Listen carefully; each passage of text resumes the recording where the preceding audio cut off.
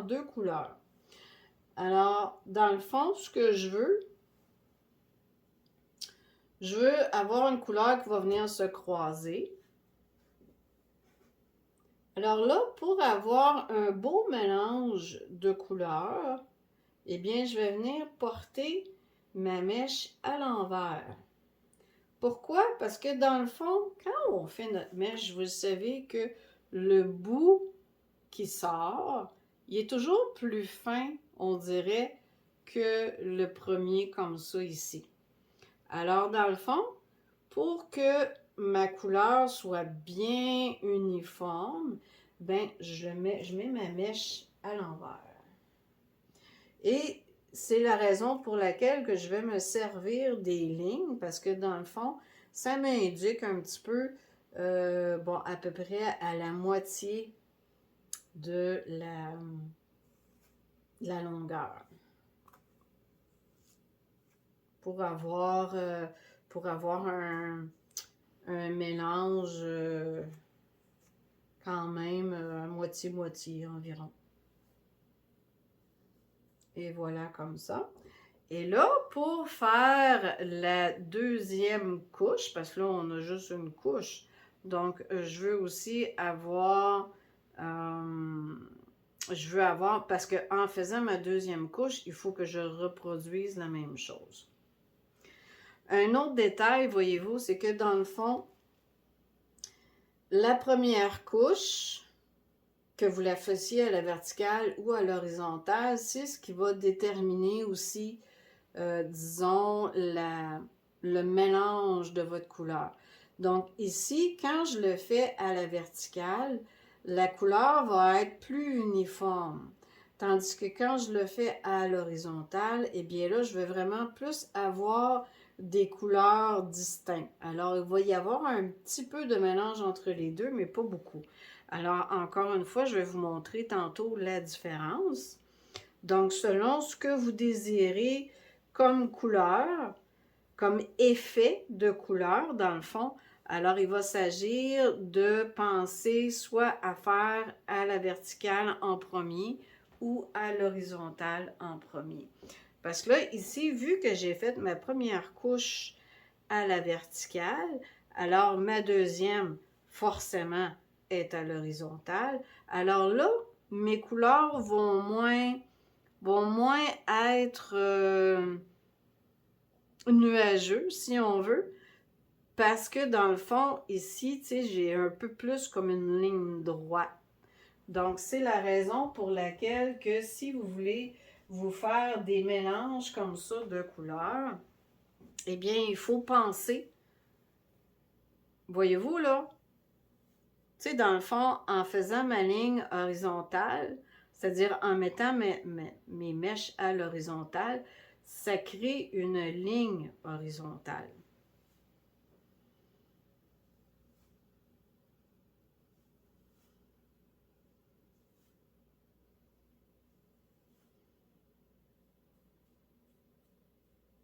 Et voilà.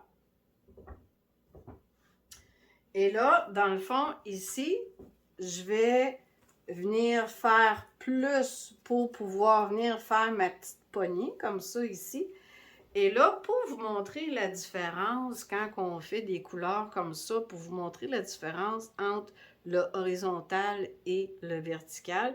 Alors, comme ici, ma première couche était à la verticale, mais ici, je vais la mettre à l'horizontale et je vais faire 3 couleurs.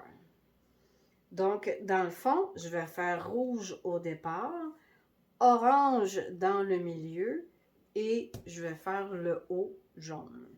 Donc là, je veux venir la faire à l'horizontale, ma couche, parce que je veux vraiment que ma couleur soit... Tu sais, je veux pas avoir une ligne. Donc, je veux que ce soit plus mélangé ensemble.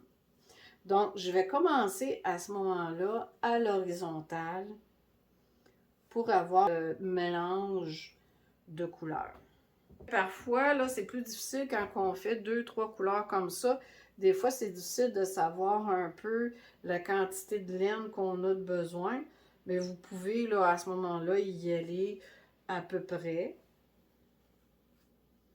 Alors, ça va quand même vous donner un beau résultat, sachant que quand même, au départ, vous avez besoin de 25 ou 35 pour la plus petite et 45 pour la plus grande.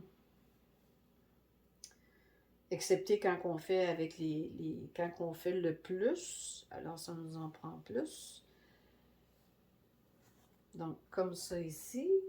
Et ma troisième couleur, je vais prendre le rouge.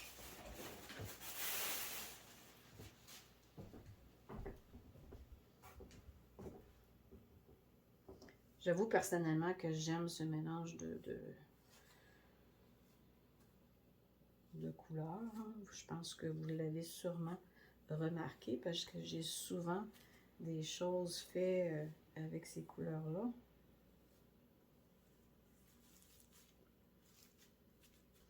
Alors, voyez-vous que quand on met à l'horizontale, ça fait vraiment plus horizontal. Puis c'est évident aussi que quand on va le feutrer, ça fera pas tout à fait non plus des lignes aussi droites.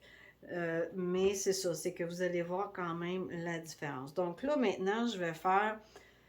J'ai fait ma première couche horizontale, donc là, je vais venir faire ma deuxième couche à la verticale cette fois-ci.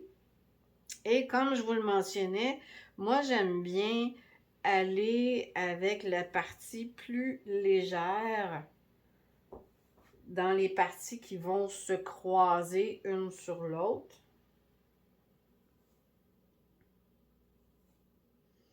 Alors, je mets mes mèches dans l'autre sens, un petit peu comme à l'envers. Et voilà, comme ça. Alors, on va aller maintenant pour le orange. Alors, je vais venir déposer ma mèche ici, le plus mince sur le rouge.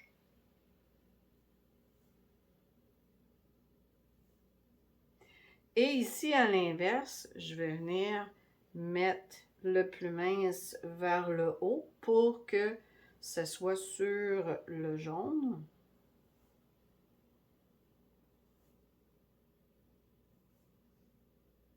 Comme ça ici.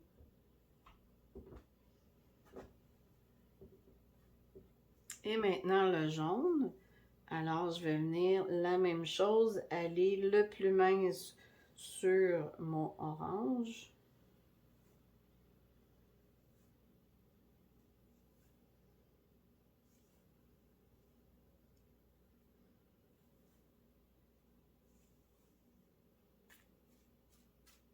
Et voilà.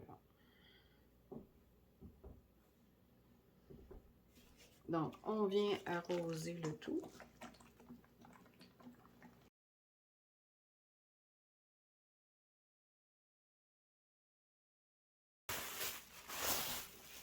Alors, on voit quand même là, la différence. Là, vous voyez.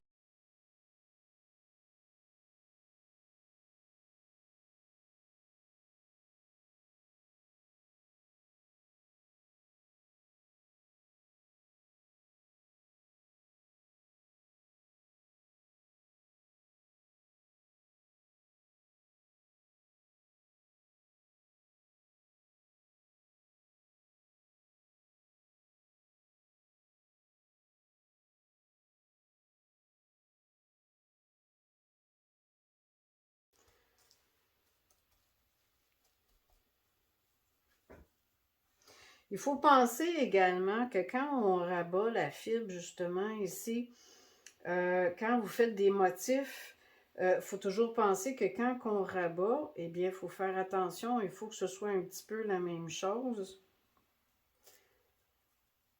Quand on fait des motifs, c'est pas tout à fait évident quand on vient rabattre. T'sais, mettons, disons que j'aurais fait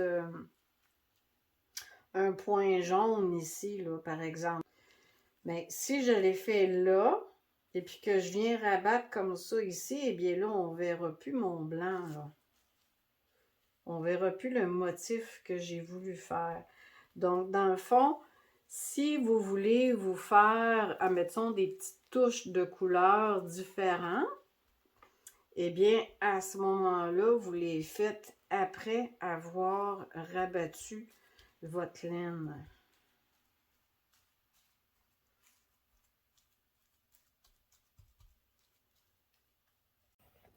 Donc, on remarque vraiment la différence ici, le mélange des couleurs, le croisement des couleurs. Tandis que ici, la celle qu'on a fait la deuxième couche à l'horizontale, alors on voit que ça l'a créé vraiment comme une ligne à l'horizontale. Donc, voilà pour le mélange des couleurs.